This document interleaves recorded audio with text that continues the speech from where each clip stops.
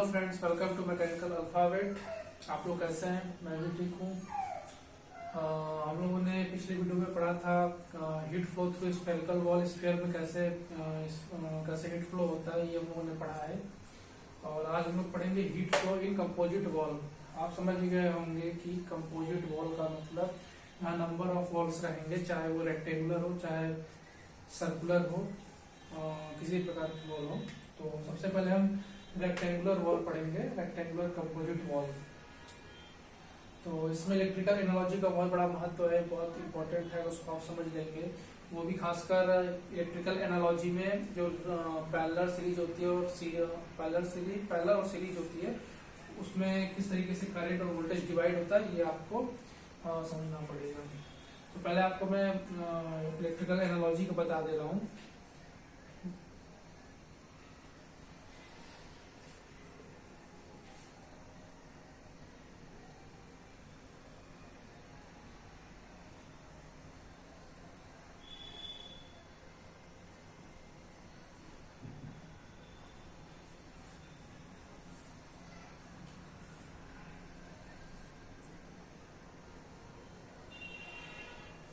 तो मान लीजिए ये सीरीज है और यहाँ पे करंट आई आ रहा है। इसमें क्या रहता है कि रेजिस्टेंस में जो दो रेजिस्टेंस है, ये आपका R1 है, ये आपका R2 है, दोनों में करंट सेम है, करंट किसी में डिवाइड नहीं होता है। इनमें क्या होता है, वोल्टेज डिफरेंट होता है। इसमें V1 वोल्टेज होता है, इसमें V2 वोल्टेज होता है। ओके। और जब ये आपका पैरेलल सीरीज आता है इस तरीके से, 9th में आपने पढ़ा होगा, तो जब करंट यहाँ तक आता है और करंट जब यहाँ पे इसमें आता है तो डिवाइड हो जाता है। इसमें I1 करंट होता है, इसमें आपका I2 होता है, लेकिन इसमें वोल्टेज सेम होता है, VV सेम होता है। समझ गए? तो सीरीज में आपका ये करंट क्या, पैरेलल में आपका करंट डिवाइड होता है, वोल्टेज सेम होता है, और सीरीज में करंट सेम होता है, वोल्टेज डिवाइड होता है। तो इसी तरीके से आप समझ लीजिए, जैसे वॉल है, ये wall L1 L2 L3 wall की थिकनेस है। तो ये वॉल सीरीज में है, तो सीरीज में है। और हम लोगों ने इलेक्ट्रिकल एनालॉजी पढ़ा था, अगर यहाँ करंट है तो यहाँ पे हीट फ्लो होगा Q। यहाँ Q डिवाइड नहीं होता है, Q सब में हीट फ्लो सेम होता है। लेकिन अगर यहाँ इसको अगर हम पैरेलल में कर दें, जैसे कि ये है, ये आपकी वॉल पैरेलल में होगा, ये आपका W1 W2 मतलब W3 मान ले रहे हैं, W3। तो ये आपका W1 W2 पैरेलल हो गया, फिर इसके रिस्पेक्ट में सीरीज में हो गया। तो यहाँ जब पैरेलल हो जा रहा है तो यहाँ पे हीट फ्लो डिवाइड हुआ, यहाँ से तो सेम चलेगा, W1 और W2 में हीट फ्लो डिवाइड हो जाएगा, लेकिन टेम्परेचर सेम रहेगा उनमें। ओके, तो इसको मिटा लेते हैं आप।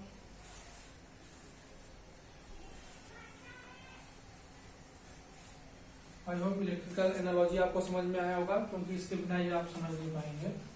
तो यहाँ पे जो पहला वॉल है, इसको हम वॉल 1 मान लेते हैं, वॉल 1, और ये वॉल 2। तो इसमें कितने टेम्परेचर है, T1 T2 T3। तो यहाँ पे T1 का जो ऑर्डर है, सबसे ज्यादा T1 रहेगा, फिर T2 फिर T3, तभी टेम्परेचर, तभी हीट इस डायरेक्शन में फ्लो होगा ग्रेडियंट होके। और यहाँ पे इसकी थर्मल कंडक्टिविटी K1, इस मटेरियल की K2, अलग अलग मटेरियल है, मतलब एरिया सेम रहेगा, आपका थिकनेस L1 L2 है। ओके, तो यहाँ पे T1 समझने के लिए, फिर ये आपका T2, फिर आपका ये T3। तो इसका हम रेजिस्टेंस इस वॉल में निकालते हैं। सबसे पहले कंपोजिट वॉल में, रेक्टेंगुलर वॉल में रेजिस्टेंस क्या निकलेगा। तो T1 और T2 के बीच में आपका ये वॉल है, तो इसका इसका रेजिस्टेंस क्या होगा, थर्मल रेजिस्टेंस। तो हमने बताया था, पढ़ा था, R बराबर L/KA। तो L होता है इसका थिकनेस, तो वॉल 1 का थिकनेस L1 है। ओके, और K1 कंडक्टिविटी, एरिया S दोनों का सेम है। और ये आपका दूसरा क्या हुआ, L2। दूसरे वॉल का जो T2 से T3, इस वॉल का थिकनेस L2 है। और ये आपका ये K2 थर्मल कंडक्टिविटी, एरिया वही सेम है। तो आप अगर ये सीरीज में है तो आप इसको सीरीज में ऐड करें, अगर ये आपका पैरेलल में है, अगर पैरेलल था तो आप इसको पैरेलल में ऐड करते। प्रोसेस देंगे, जो भी वैल्यू होगी आप यहाँ पुट करके, या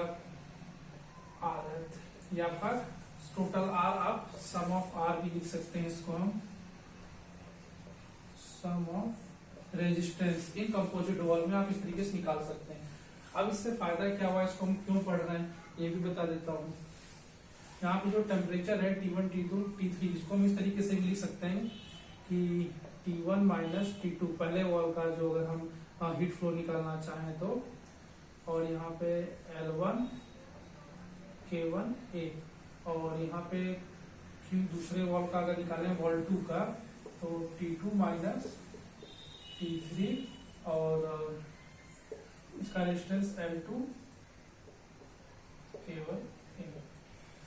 तो कभी कभी होता है कंपोजिट वॉल में आपको यहाँ पे रेट ऑफ हीट फ्लो दे देता है, फिर कहता है कि आप किसी पर्टिकुलर पॉइंट का टेम्परेचर निकालिए, मान लीजिए T2 का निकालिए, T2 का टेम्परेचर नहीं दिया है तो आप इनमें दोनों को इक्वल करके, जैसे कि T1 दिया है T2 नहीं दिया है, यहाँ T2 नहीं दिया है T3 दिया है, तो आप इनमें वैल्यू पुट करके आप इससे न्यूमेरिकल में कर सकते हैं, मतलब इससे वैल्यू आप पर्टिकुलर पॉइंट का टेम्परेचर निकाल सकते हैं। कभी कभी टेम्परेचर देता है तो आपका ये हीट फ्लो नहीं देता है। ओके, तो हीट फ्लो आप निकाल सकते हैं, रेट ऑफ हीट फ्लो। जब न्यूमेरिकल करेंगे, जब ये पूरा चैप्टर खत्म होगा तो लास्ट में न्यूमेरिकल करेंगे तो उसमें हम सब कुछ बताएंगे कैसे होता है। तो आई होप आपको ये समझ में आ गया होगा कि कैसे कंपोजिट वॉल का है। अभी हम पढ़ेंगे कि थर्मल रेजिस्टेंस इन कन्वेक्शन। ये तो कंडक्शन में थर्मल रेजिस्टेंस है ना, कंडक्शन जब होगा तभी इस प्रकार का आपका निकल पाएगा। तो अगर इसमें कन्वेक्शन हो रहा है तो थर्मल रेजिस्टेंस क्या होगा वो हम पढ़ते हैं। ओके, तो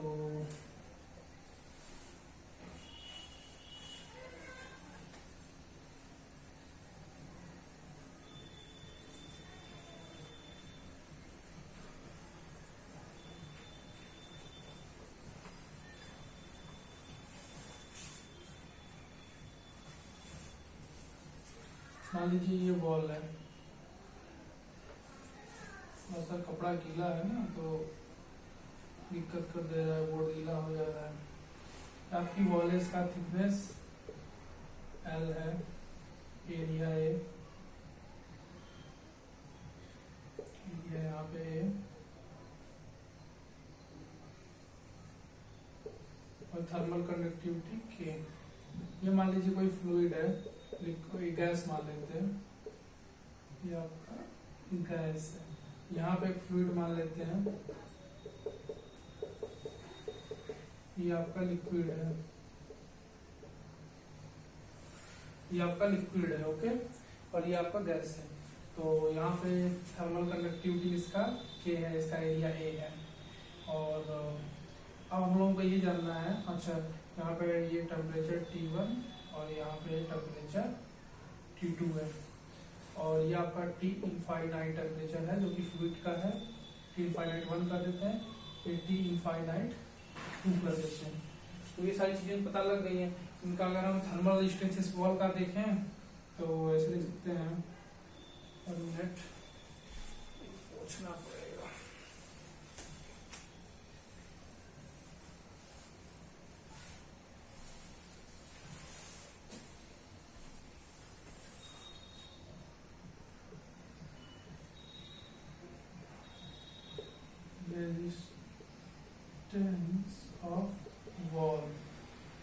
रेजिस्टेंस ऑफ वॉल आपका आएगा L by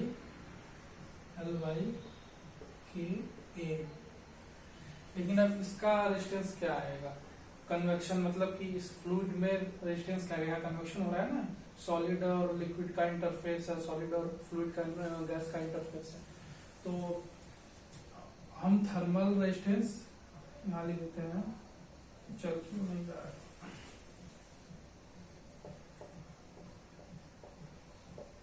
thermal resistance in convection, thermal resistance in convection. तो ये निकलता है हमारे न्यूटन्स लॉ ऑफ कूलिंग से। तो Q इक्वल टू आपका आता है एरिया, और यहाँ पे डेल टी, और ये H एरिया डेल टी, ये आपका आता है न्यूटन्स लॉ ऑफ कूलिंग। तो इसको हम कंपेयर किससे करेंगे, इलेक्ट्रिकल एनालॉजी से। इलेक्ट्रिकल एनालॉजी नहीं, ये जो फार्मूला हमारा बना है इलेक्ट्रिकल एनालॉजी के थ्रू, Q बराबर del T by R H, resistance जो आपका होता है, इससे हम कंपेयर करेंगे न्यूटन्स लॉ ऑफ कूलिंग के फार्मूले को। तब हमारा निकल के आ जाएगा thermal resistance in convection, thermal resistance in convection. तो ये आपका क्यू डेल टी आपका पहले से है, ये डेल टी। अब ये एच ए को हमें रीअरेंज करना पड़ेगा, तो इसको हम नीचे ले आएंगे, एच ए हमें मिल गया हमारा थर्मल रेजिस्टेंस। ये थर्मल रेजिस्टेंस है कन्वेक्शन जब होता है तब। तो एच क्या है हमारा, ये आपका एच जो होता है ये आपका हीट ट्रांसफर कोफिशिएंट है सॉलिड और फ्लूइड इंटरफेस पे, मतलब कन्वेक्शन में आपका ये जो एच है हीट ट्रांसफर कोफिशिएंट। तो मैं यहां लिख दे रहा हूं H equal to heat transfer coefficient, heat transfer coefficient in convection, ये आपका सी है कन्वेक्शन। और जो ए है, ये ए है एरिया एक्सपोज्ड टू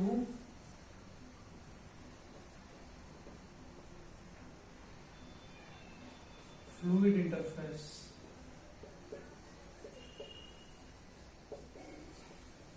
ये जो आपका एरिया है इस वॉल का, ये एरिया, ये एरिया, ये आपका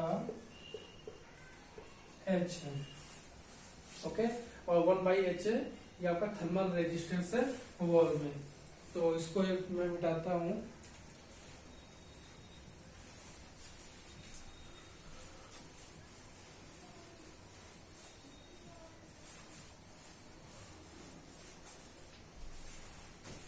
तो हमें ये भी मिल गया कि जो इसमें रेजिस्टेंस है वॉल में क्या है, यहाँ पे 1/H1A और यहाँ पे 1/H2A। H1H2 क्यों, क्योंकि यहाँ पे गैस का ये हीट ट्रांसफर कोफिशिएंट है और ये लिक्विड का। तो यहाँ पे मैं इस वॉल को फिर से बना दे रहा हूँ आपको समझाने के लिए, वहां पे अच्छे से दिख नहीं रहा है। ये देखिए वॉल है,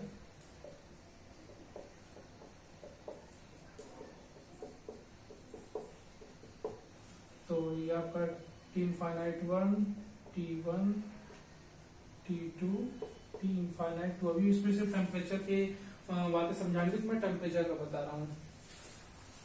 ये T1 और T2 कभी बराबर नहीं होंगे अगर यहाँ पे रेजिस्टेंस होगा, क्योंकि ये सॉलिड बॉडी है तो इसमें थर्मल रेजिस्टेंस होगा कंडक्शन में जो होता है।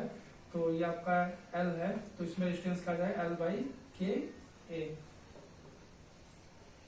यहाँ मैंने पहले से बना दिया है कि ये जो है, तो जो इसका रेजिस्टेंस होता है L/K। अगर इनके बीच में रेजिस्टेंस है, अगर इस सॉलिड के बीच में, इस वॉल के बीच में रेजिस्टेंस है, तो कभी temperature T1 is not equal to T2, मतलब कभी दोनों इक्वल नहीं हो सकते। अगर इक्वल हो जाएंगे तो क्या होगा, अगर हम T1 इक्वल टू, वैसे तो ये राइट है, लेकिन अगर हम मान लें कि T1 इक्वल टू, जो T1 है आपका, T1 और T2 के बराबर हो जाए इक्वल टू T2, तब क्या होगा, तब ये आपका Q जो हीट फ्लो है इनफाइनाइट हो जाएगा। अगर ये टेम्परेचर बराबर हो गया, और टेम्परेचर तभी बराबर होगा जब इस वॉल में रेजिस्टेंस नहीं होगा। अगर रेजिस्टेंस नहीं होगा तो जो तुम्हारा हीट फ्लो है ये आपका इनफाइनाइट होगा, मतलब चाहे जितना आप हीट फ्लो लगा सकते हैं, और ये हो जाएगा आपका super conductor, super conductor, okay. तो ये सारी चीजें हैं, तो इनमें हमें क्या मिल गया, ये आपका thermal resistance in convection, thermal resistance in convection दूसरे साइड में भी। तो इसको हम रफ करते हैं।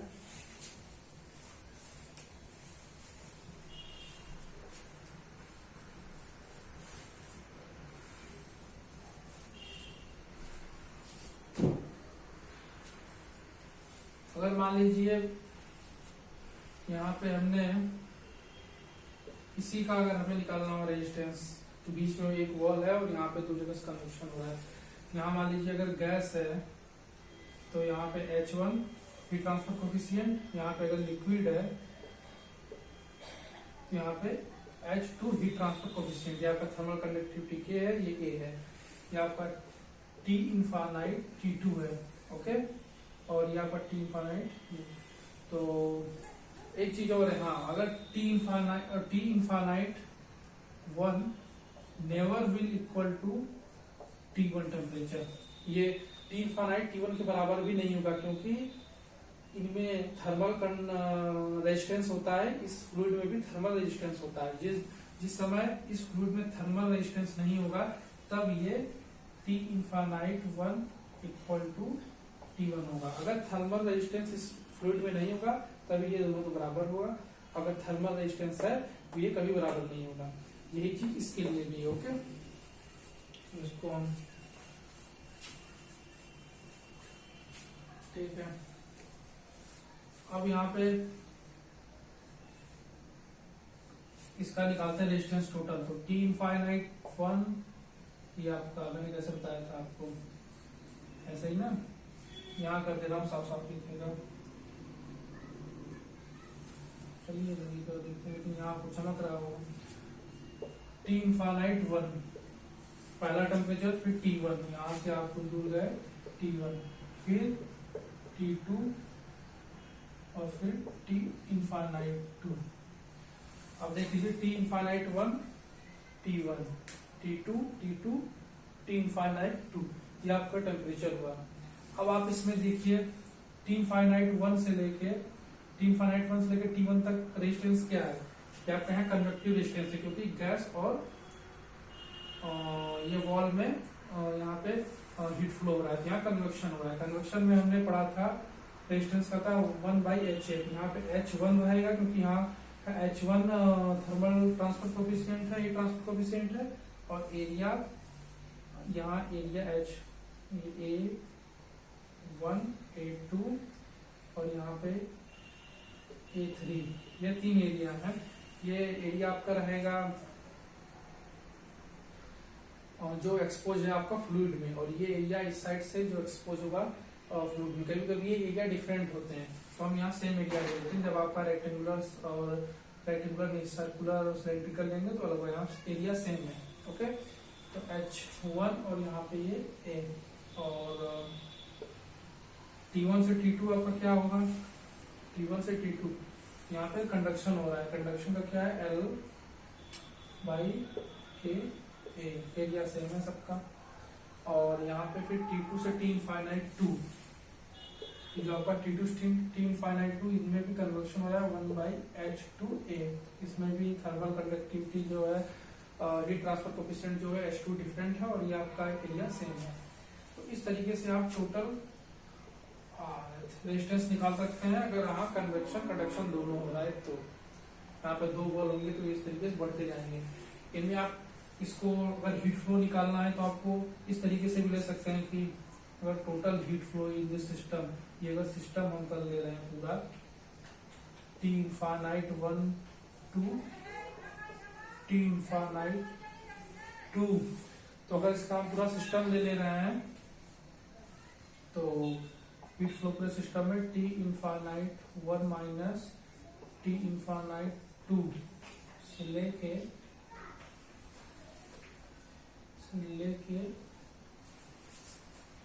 और ये आपको पूरा रेजिस्टेंस आप यहाँ ले सकते हैं 1/H1 A plus 1/L/K A plus 1/H2A।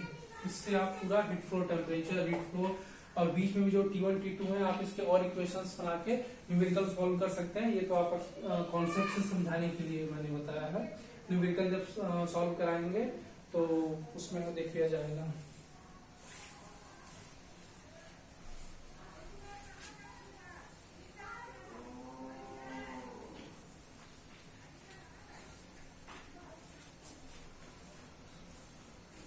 थोड़ा सा आपको हीट ट्रांसफर कोफिशिएंट के बारे में बता देना चाहूंगा।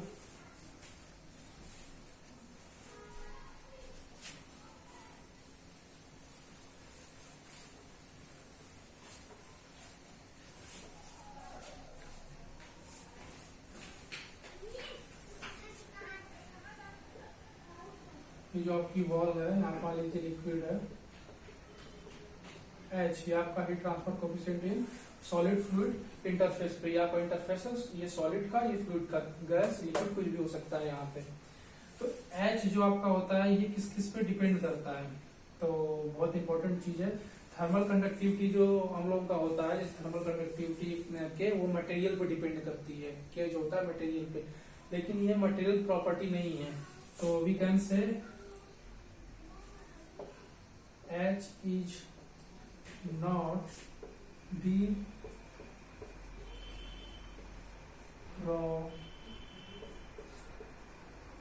property of material. H is not the property of material. H material की प्रॉपर्टी नहीं है, मतलब किसी प्रकार का फ्लूइड हो उसकी H उसका डिपेंड उसके मटेरियल पे, उसके पार्टिकल्स पे नहीं करेगा, डिपेंड नहीं होगा। ये डिपेंड करता है किस पे, पहले वेलोसिटी पे, इस किस वेलोसिटी से इस इंटरफेस पे इस वॉल पर कोलाइड कर रहा है, टकरा रहा है, इस पे डिपेंड करता है। किस एक्सिस पे करता है, एक्स एक्सिस से ऐसे आ रहा है कि ऐसे आ रहा है कि ऐसे आ रहा है, एक्सिस देखता है ये, तो उस हिसाब से इसका ये जो कोफिशिएंट है, ट्रांसफर कोफिशिएंट है, ये वेरी करता है। और ये दूसरा वेलोसिटी हो गया ना, और ये फिल्म पे भी, मतलब कि इसकी परत कैसी है, फिल्म पे भी डिपेंड करता है। फिल्म मीन्स किस पे, जो लेयर छोटी तरीके से कर सकते हैं इंसुलेशन फिल्म, उस लेयर पे भी डिपेंड करता है, कितनी मोटी लेयर है, कितनी पतली लेयर, किस मटेरियल की लेयर है, ये मटेरियल लेयर की मटेरियल पर डिपेंड करता है, लेकिन ये इंटरफेस या वॉल के एरिया के मटेरियल पर डिपेंड नहीं करता। ओके, तो ये आपका हुआ, वीडियो ज्यादा बड़ा हो जाएगा इसलिए मैं यहाँ पे इस वीडियो को रोक रहा हूँ। फिर आगे हम लोग पढ़ेंगे कि कन्वेक्शन इन सिलेंड्रिकल वॉल, उसमें सिलेंड्रिकल वॉल में कैसे कंडक्शन होगा, कन्वेक्शन होगा, ये सब देखेंगे। फिर स्फेरिकल वॉल में भी देखेंगे, और जो आपको ना समझ में आए या फिर तो पहली बार बना रहा हूँ वीडियो तो कुछ गलतियां होंगी, आप उसको सजेस्ट कर सकते हैं कि मैं किस तरीके से कहाँ नहीं समझा पा रहा हूँ, तो उस हिसाब से काम होगा। Thank you.